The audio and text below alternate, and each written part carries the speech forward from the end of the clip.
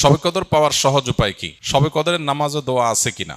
রমজানের শেষ দশকের কোনো আমল আছে কিনা, কি কি আমল করতে পারি? শবে কদরের রাত যেহেতু একেবারেই চূড়ান্তভাবে ফিক্সড কোনো রাত নয়, সেজন্য শবে কদর পাওয়ার উপায় হলো রমজানের শেষ দশকের প্রত্যেকটা রাতে ইবাদত করা। প্রত্যেকটা রাতে ইবাদত করার যদি সুযোগ না হয়, তাহলে কমপক্ষে বেজোড় রাতগুলোতে ইবাদত করা। নবী সাল্লাল্লাহু আলাইহি ওয়াসাল্লাম বলেছেন, তাহাররাউ লাইলাতুল কদরি ফিল বিত্রি মিনাল আশরিল আওয়াখিরি মিন রমাদান। রমাদানের শেষ দশকের বেজোড় রাতগুলোতে তোমরা কদর তালাশ করবে। তার মানে এর মধ্যে যে কোনোটা হতে পারে। আল্লাহ তাআলা বিষয়টাকে উজ্জ্বল রেখেছেন কেন? হাফেজ ইবনে হাজার আসকালানী রহমতুল্লাহ আলাইহি, বিশ্ববিখ্যাত হাদিস ব্যাখ্যাতা, হাদিস বেত্তা, তিনি সহিহ বুখারীর বিখ্যাত গ্রন্থ, ব্যাখ্যা গ্রন্থ ফাতুল বারীতে লিখেছেন যে আল্লাহ রাব্বুল আলামিন লাইলাতুল কদর নির্দিষ্ট একটা রাতকে ফিক্সড করে না দিয়ে, এই যে শেষ দশক আবার বেজোড় রাতগুলোর মধ্যে সম্ভাবনা বেশি, এটা করেছেন যাতে করে আমরা বেশ কয়েকটা রাত ধরে ইবাদত করতে পারি। এখন মনে হতে পারে এটা তো আমাদের কষ্ট হচ্ছে, আমাদের জন্য বোঝা হলো, ফিক্সড হলো তো আমাদের জন্য সহজ হয়ে যেত। মরার পর যখন আমল নামা হাতে পাবো, তখন মনে হবে ইস, এই লাইলাতুল কদর আল্লাহ শেষ 10 রাতের মধ্যে রেখেছেন, পুরো রমজানে রাখতেন তাহলে 30 রাত ধরে ইবাদত করতে পারতাম।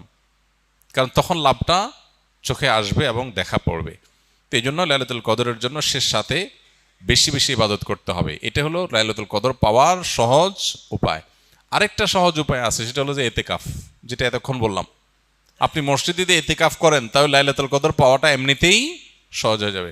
এমনকি এতেকাফকারী ব্যক্তি, যদিও শেষ দশকে নবী সাল্লাল্লাহু আলাইহি ওয়াসাল্লাম রাত জেগে থাকতেন, যদি কোনো কারণে তিনি ঘুমাতে হয়েছে, ঘুমিয়েছিলেন, তারপরে এতেকাফ করার ব্যক্তি ঘুমাইলেও সেটা ইবাদতের মধ্যে। বাসার ঘুম আর মসজিদে এতেকাফকারীর ঘুমের মধ্যে পার্থক্য আছে। মসজিদে অবস্থানটাই ইটসেলফ একটা ইবাদত।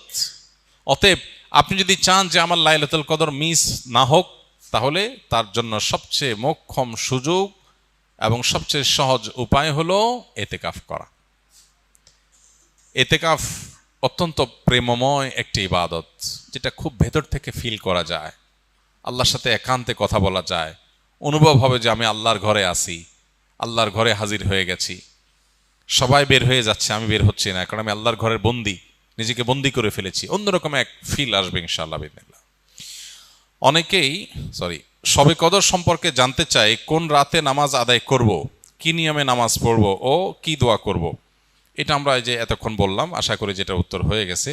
শবে কদরের নামাজ ও দোয়া আছে কিনা? শবে কদরের অন্যতম আমল হলো রাতে দাঁড়িয়ে ইবাদত করা, নামাজ পড়া।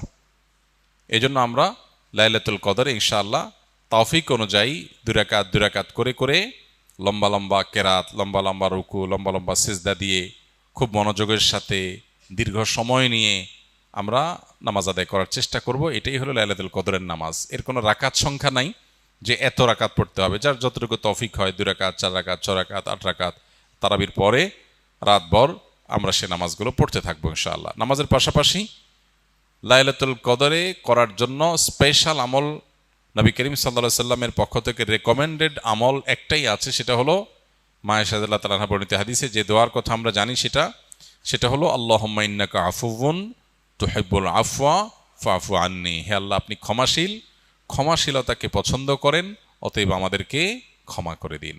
এই দোয়া বেশি বেশি করে করা। এর বাইরে আমরা জিকির, আজকার, তাসবিহ, কোরআন তেলাওয়াত, দোয়া, রোনাজারি, এগুলোর মাধ্যমে পুরো রাত অতিবাহিত করার চেষ্টা করব ইনশাআল্লাহ। নামাজের ক্ষেত্রে বিশেষ কোনো নামাজ নাই যে লাইলাতুল কদরের এরকম এত রাকাত নামাজ, প্রথম রাকাতে অমুক সূরা এতবার, তমুক সূরা এতবার, এরকম কোনো বিশেষ নিয়ম নাই। বরং অন্য যে কোনো নামাজের মতো যে কোনো সূরা দিয়ে আমরা নামাজগুলো পড়তে পারি। শবে কদরের কোনো আমল আছে কিনা? শবে কদরের আমল আছে ভাই। শবে কদরের সব ধরনের ইবাদতই করার চেষ্টা করতে হবে সাধ্য অনুযায়ী, যেগুলো করা সম্ভব হয়। বিশেষ করে কোরআন তেলাওয়াত করা, 2 রাকাত করে লম্বা কেরাত, লম্বা রুকু সিজদা দিয়ে যতটুকু পারেন নফল নামাজ পড়বেন। বিশেষ পদ্ধতির নামাজ, শবে কদরের নামাজ এত রাকাত, অমুক সূরা এতবার, প্রথম রাকাতে, দ্বিতীয় রাকাতে এতবার, এগুলো মন গড়া, এগুলোর কোনো ভিত্তি কোরআন হাদিসে নাই। তবে 2 রাকাত করে যত লম্বা রুকু দিয়ে, সিজদা দিয়ে, অনেক সময় নিয়ে 2 রাকাত নামাজ 5, 7, 10 মিনিট ধরে, যত বেশি সময় ধরে পারেন লম্বা কেরাত রুকুতে নামাজ পড়বেন। এক, তেলাওয়াত বেশি বেশি করবেন, যত সুন্দর করে সম্ভব তেলাওয়াত শুনবেন, শোনাশুনি করবেন, কোরআনকে সময় দিবেন, কোরআন স্টাডি করবেন এই রাতে। আর বিশেষ করে একটা দোয়া আমাদের আয়েশাকে রাদিয়াল্লাহু তাআলা আনহাকে নবী করিম সাল্লাল্লাহু আলাইহি ওয়াসাল্লাম শিক্ষা দিয়েছেন, আল্লাহুম্মা ইন্নাকা আফুউন তুহিব্বুল আফওয়া ফাআফু আন্নি। আল্লাহ আপনি ক্ষমাশীল, ক্ষমাকে ভালোবাসেন, আপনি আমাকে ক্ষমা করুন। আর আল্লাহর কাছে দোয়া, ইস্তেগফার, রোনাজারি, চোখের পানি ফেলা, গুনাহ মাফ চাওয়া, এগুলো করতে থাকবেন। দান সাদেকা করার সুযোগ থাকলে সেটাও করবেন, অর্থাৎ যে কোনো সাধারণ আমলই করবেন। হাদিসে বিশেষ করে এই দোয়াটার কথা বলা আছে, এটা আমরা লাইলাতুল কদরে পড়ব। শবে কদরের নামাজের নিয়ম কি, কত রাকাত পড়তে হবে একটু জানাবেন। শবে কদরের নামাজের নিয়ম কি, একটু আগে আমরা বলেছি যে শবে কদরের নামাজের আলাদা কোনো নিয়ম নাই। অন্য যে কোনো সময় যে আমরা নফল নামাজ পড়ি, ঠিক একই পদ্ধতিতে আমরা শবে কদরে পড়বো, লাইলাতুল কদরেও পড়বো। আমরা বিশেষ করে অনেকে মনে করি লাইলাতুল কদরের প্রথম রাকাতে অমুক সূরা এতবার পড়তে হয়, সূরা ফাতিহার পর দ্বিতীয় রাকাতে তমুক সূরা ততবার পড়তে হয়। এগুলো সবগুলো মানুষের নিজেদের বানানো। কোরআন বা হাদিস এরকম কোন ফরম্যাট শবে কদরের জন্য আলাদা ঠিক করে দেয় নাই। ওইটাকে আমরা আবশ্যক বানালে বরং সেটা বেদাত হতে হবে, বেদাত হতে পারে। আমরা দুই রাকাত করে যত লম্বা সময় পারি, যে কোনো সূরা দিয়ে পারি, আমরা বেশি বেশি করে নামাজ পড়বো শবে কদর ইনশাআল্লাহ তাআলা। রমজানের শেষ দশকের কোনো আমল আছে কিনা, কি কি আমল করতে পারি?